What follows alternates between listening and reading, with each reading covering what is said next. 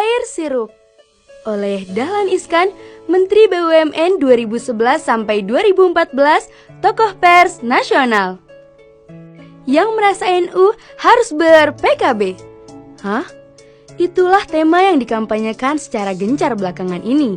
Yang melakukannya tokoh muda terkenal dari Cirebon, Kiai Haji Imam Jazuli, yang mengasuh Pondok Pesantren Bina Insan Mulia atau BIMA, yang saya kunjungi dan dikunjungi selebriti Nikita Mirzani. Kapan itu? Di Sway 12 November 2021. Kiai Jazuli tidak hanya bicara, ia ciptakan kaos khusus. Di bagian depannya ada kalimat, ngaku NU wajib ber-PKB, lalu ada kata-kata kecil di bawahnya, karena PKB alat politik NU. Lalu ada lambang NU di bawah tulisan itu. Foto peragawan yang mengenakan kaos itu dipajang di beberapa grup WhatsApp. Keren! Tentu grup tersebut dekat dengan kalangan Nahdlatul Ulama. Boleh pesan? Gratis! Ujar Kiai Jazuli. Beberapa hari kemudian Kiai Jazuli posting lagi. Ternyata laris juga. Serius? Mengejek? Menantang? Jazuli tidak peduli. Ia lahir di Cirebon, alumnus Pondok Pesantren Lirboyo Kediri, juga lulusan Al-Azhar Mesir.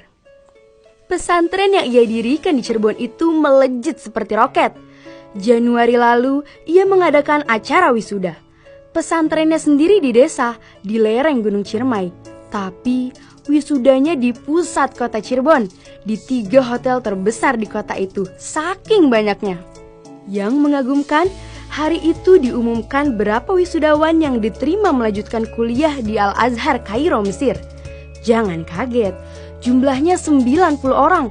Santri-santri dari desa nan miskin itu segera hidup di luar negeri seperti mimpi. Itu karena pesantren Bima punya strategi khusus. Semester terakhir tidak ada lagi mata pelajaran lain kecuali menghadapi tes masuk Al-Azhar.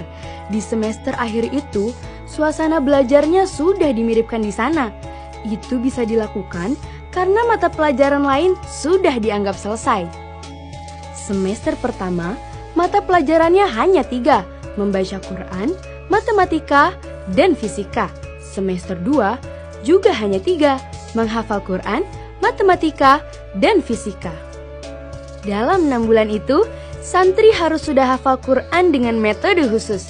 Santri yang ber-IQ tinggi pasti bisa hafal keseluruhan 30 juz. Tapi bagi yang tidak kuat boleh 20 juz, ada juga yang hanya kuat 10 juz.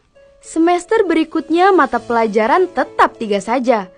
Bahasa Arab, matematika, fisika. Setelah itu tetap 3, bahasa Inggris, matematika, fisika. Saya pun mengirim tim ke pesantren tersebut untuk belajar lebih jauh. Lebih 100 madrasah di keluarga besar kami juga ingin berubah lagi. Apakah itu pesantren PKB? Bukan. Guru-guru di sini boleh menjadi caleg dari partai apa saja. Bahkan ada yang jadi caleg PDI Perjuangan. Kiai Jazuli sendiri pernah menjadi ketua PDI Perjuangan di Mesir. Mengapa bikin kampanye yang mengaku NU wajib ber-PKB? Sampai-sampai seperti menantang kebijakan baru pengurus besar NU yang ingin agar NU kembali ke khilafah. Ia memang punya perhitungan sendiri. Warga NU itu konon mencapai 80 juta orang.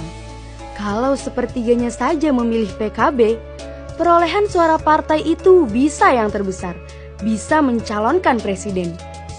Masa NU yang begitu besar, perolehan kursinya hampir sama dengan PKS? Katanya suatu saat. Padahal Jazuli bukan pengurus PKB, pun di daerah, apalagi di pusat.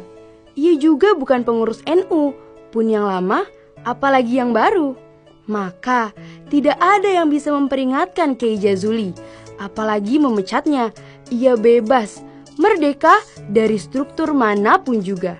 Tapi ia ingin PKB besar sebagai alat politik NU yang mencerminkan kebesaran NU. Tentu Muhaimin Iskandar senyum-senyum di kulum. Ia baru saja mendapat peringatan dari PBNU gara-gara menemui pengurus NU cabang Banyuwangi dan Sidoarjo. Ini memang eksperimen besar. memisahkan NU dengan PKB dan partai manapun. Rupanya, arti larangan politik di NU sebatas untuk partai. Nyatanya, Sekjen PBNU yang baru, Saifullah Yusuf, tetap di jabatan politiknya Wali Kota Pasuruan. Dan pengurus PBNU lainnya, Khofifah Indar Parawansa, juga tetap menjabat Gubernur Jawa Timur. NU dan politik sudah seperti air dan sirup. Bisakah jadi ibarat air dan minyak?